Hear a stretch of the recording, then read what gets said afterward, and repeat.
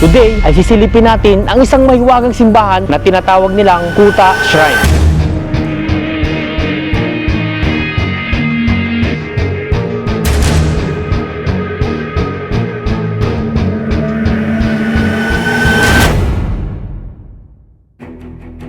Dito sa isang barangay sa bayan ng Bungabong Oriental, Mindoro sa gitna ng isang liblib na lugar ay may nakatagong isang makasaysayang simbahan, pero ang nakakagulat ay ang mga kwento at mga pangyayaring naganap sa simbahang ito na kahit mga residente ay hindi makapaniwala sa mga kwentong nagpasalin-salin na sa kanilang barangay. At ang isa nga dito ay ang kasalukuyang caretaker ng simbahan. Kaya nga tinawag na kuta yan, ay di binaunan nga ng mga gayon nga, mga kayamanan na hindi lang alam nga kung nasaan. Ay nakita nila, bakit daw may simbahan doon sa gitna ng niyugan? Niyugan kasi yung ano na yun noon. They actually go there asking for blessings. So they offer candles, they light up candles doon para magabayan sila sa kanilang pagtakbo. Ayon sa kwento, kaya hindi natapos, gawa ng inaabot daw sila ng sikat ng araw. Eh siguro yung mga bangkay na nangukoy doon, ang mga buto, ay sa mga malalaking tao, mahahaba. Yung bawat haligi ng shrine, ang nakakilabot dun, every time na ako pupunta, meron punong ng balete. So, parang ilang puno ng balete yun. Pag pumunta kayo dun, makikita nyo, bakit dun mismo sa pwesto na yun, tumubo yung napakalalaking puno ng balete. Pinuntahan nga ng mga taga-Yope, hinukay nila yung mga kondon, mga kalansay, inayos nila. Talaga ang mga kalansay doon, napakahaba ng yung mga bias ng buto nila. Na 7 simbahan ang ginawa, ito lang hindi natapos. Alam ko, sabay-sabay sila ng mga ibang churches. Isa yun sa Nauhan, 7 yata yun. Unfortunately, the one we call Kuta Shrine, hindi siya natapos. Dahil sa mga kwento na aming narinig patungkol sa Kuta Shrine, ay agad kaming nagtungo para makita ng malapitan at ma-explore ang isang simbahan na punong-puno ng hiwaga. So mga kaponyo, andito na tayo sa pasukan papunta doon sa tinatawag nilang Kuta Shrine. At mula Pola, kung saan tiningnan natin ang tinatawag nilang Turtle Island, at sa kasamampalat hindi natin napasok ang islang ito. Pero ngayon ay andito tayo para malaman kung ano ba ang meron dito sa tinatawag nilang Kuta Shrine at anong hiwaga ang bumabalot sa simbahang ito. Sa aming pagpunta sa mismong lugar ay kapansin-pansin ang matataas na puno ng mga nyog at halos walang mga tao na nakatira malapit sa sinasabi nilang Kuta Shrine. So mga kaponyo, andito na tayo sa tinatawag nilang Kuta Shrine. So makikita nyo, medyo talagang creepy at kakaiba yung lugar. At ang kabilin-bilinan sa atin ng mga naninirahang residente dito, bago tayo mag-ikot at tingnan at explore yung lugar, kailangan nating magpakita ng paggalang at magsindi ng kandila doon sa tinatawag nilang pinaka-altar na nandito sa may simbahan. So tara, puntahan natin. Bilang paggalang sa mga elemento na naninirahan dito ay nagtirik ako ng kandila sa sinasabi nilang altar. Mahirap mang paniwalaan ay minabuti ko na rin na sundin ang mga payo ng mga residente dahil sila ang mas nakakaalam ng mga pangyayaring naganap sa lugar na ito. So mga kaponyo, makakasama natin ang isang barangay official, si Sir Raimundo Silda, at para i-guide tayo kasi syempre hindi tayo pamilyar doon sa lugar. Sila yung nakakaalam ng mga lugar ng dadaanan natin para ipakita sa atin kung anong tsura itong Kuta Shrine. Napakahiwaga ng lugar na ito. Ayon na rin yan sa mga kwento ng mga residente at mga opisyal ng barangay. Kaya kahit araw namin inikot ang simbahan ay kailangan pa rin naming mag-ingat. Ito yung pinakapintuan ng simbahan. Wow.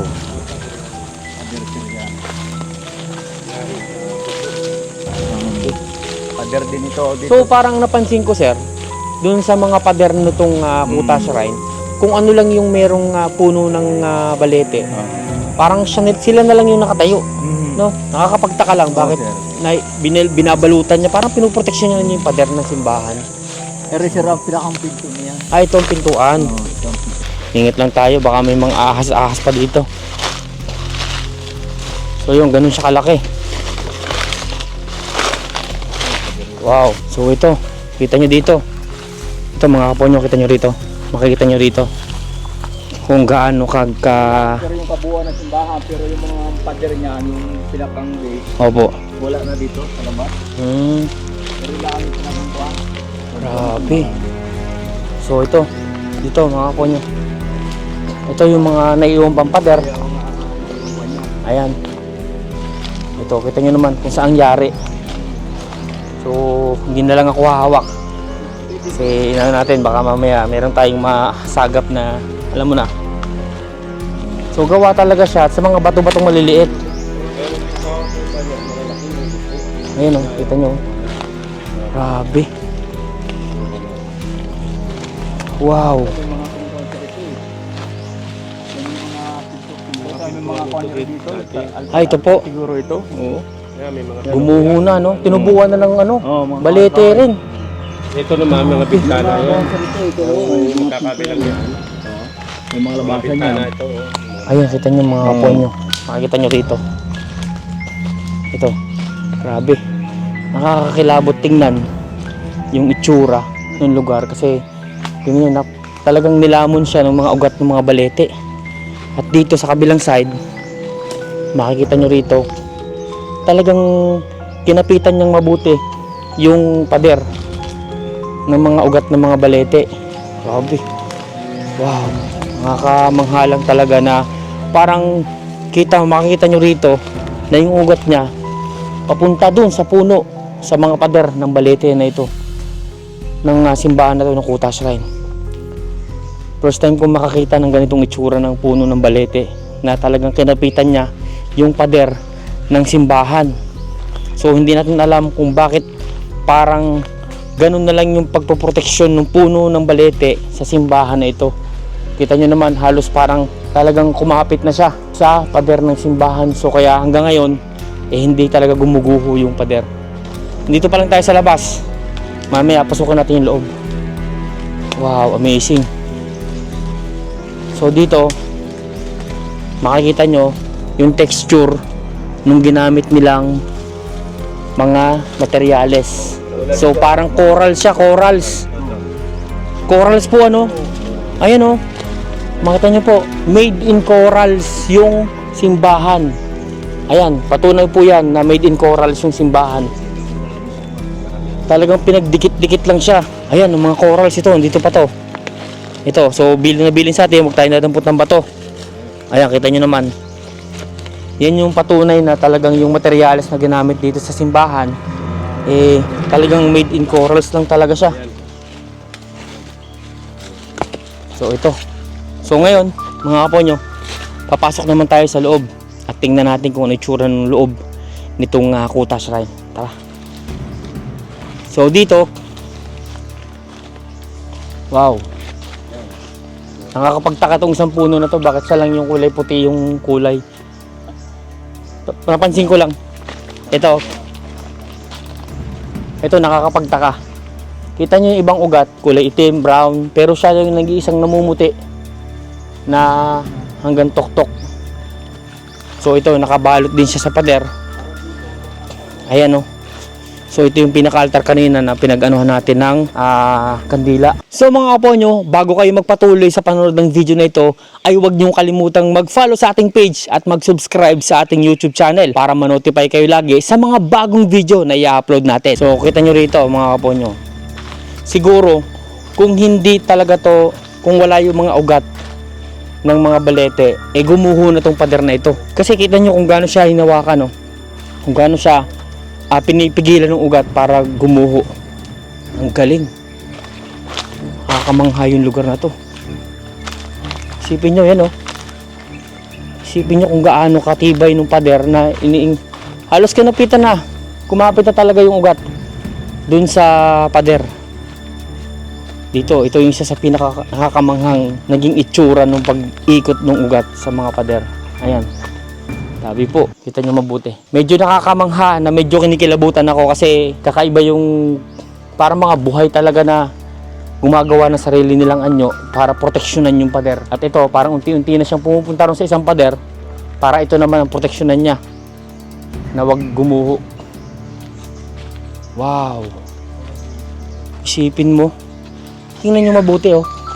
Walang kahit na anong adobe o kahit na anong ginamit na mga materyales na ginagawa ng mga Kastila noon. Ito lang, oh, mga corals na galing sa dagat. Ayan. Hanggang dito. Wow. Nakakamangha. At ito, tingnan nyo mabuti yung ugat, na halos nagdikit-dikit na yung ugat. Para talagang yung puno ng balete meron talagang itinatagong lihim dito sa simbahan na ito. Grabe yung lugar, oh. So ito po yung parang pinaka-poste, no? Ano ba ito? Nabol na. Pero bakit po ito kulay puti? Oo nga. Hindi naman. Oh? Gusto din yan. Gusto din. Gusto po na galing po sa dagat din. Dagat. Okay. Grabe. Ito yung isa sa pinakamalaki na naging puno talaga na talagang halos kinapitan niya yung buong pader. Ito mga ponyo na nakakapit pa siya dun sa sa pinakapundasyon. So ito po, walang ginamit na mga bakal. Wala yan. Talagang puro lang po talaga siya. So, kung lang din. Tulad na lang ito na po na to. Ito po, Ito, wala. wala pong bakal, ano? Bakal yan. Wow, paano nila napatibay yung paggagawa nitong simbahan, no? Wow. Ito po, ito. Bintana po ito. Wow. So ito mga po nyo, tara lapit tayo. So kung titingnan nyo dito, para siyang pintuan, no? Parang dito sa area na to, ay mayroong parang mahiwagang lagusan na mayroong binubuo yung puno. Nakakapagtaka lang talaga. Napakaganda ng lugar. Wow. Hindi ito ganong kalakihan yung simbahan kasi nga nabuwal na yung ibang structure niya at yung may puno na lang na ugat na kinakapitan ng mga ugat ng balete, siya na lang yung naiiwang nakatayo. So sa akin lang, opinion ko lang, napakamahiwaga itong simbahan na ito. Maraming hindi makapagpaliwanag kung bakit at kung paano naitayo itong simbahan at bakit yung mga balete doon siya tumutubo sa may pader. Pwede naman silang tumubo kahit saan, pero ito bakit parang pilit nilang niyayakap at pilit nilang sinasalba yung pwede pa nilang isalbang pader ng simbahan ng Kuta Shrine. So mga po nyo, kanina hindi natin napansin, pero ngayon nakita namin, akala ko kasi to nung una bato itong pinaka altar nila. Pero ngayon ko napansin, ito kitang-kita talaga na yung ginamit dito, ayan, corals lang lahat yan. Pansinin nyo, puro corals yan, walang ginamit na bato o kahit na anong puro corals. Ito po sadyang dati pang nandito, hindi po siya ginawa nito na lang. Oh. Parang ito yung pinaka-altar yun. Parang Opo. Sayang lang wala tayong picture nung kauna-unahang panahon kung ano may tsura nito. Ayan nga, oh. Paano tumibay? Paano nila napagdikit-dikit? Kita mo itong mga nakasalang. Isipin nyo, oh. Tingnan nyo mabuti, oh. Ito yung nakakapagtaka dito na kahit ugain nyo, pero wala pa namang simento noong unang panahon. Hindi pa uso. Nakaka-amaze. Hindi. Apog daw ang Ah, ginamit okay dito. po. Yung pandikit yung apog daw. Sabi ng mga matanda nung araw, apog daw yung ginamit na pandikit. Okay po, kaya pala matibay nga. Oo. Apog. Maraming mga katanungan ang hindi masagot sa hiwaga na meron ang simbahang ito. Mga pangyayaring naganap at hindi maipaliwanag ng lahat ng residente sa paligid ng Kuta Shrine, na ang tanging makakasagot lamang ay ang mga puno ng balete na siyang nagmistulang tagapagbantay ng mahiwagang simbahan.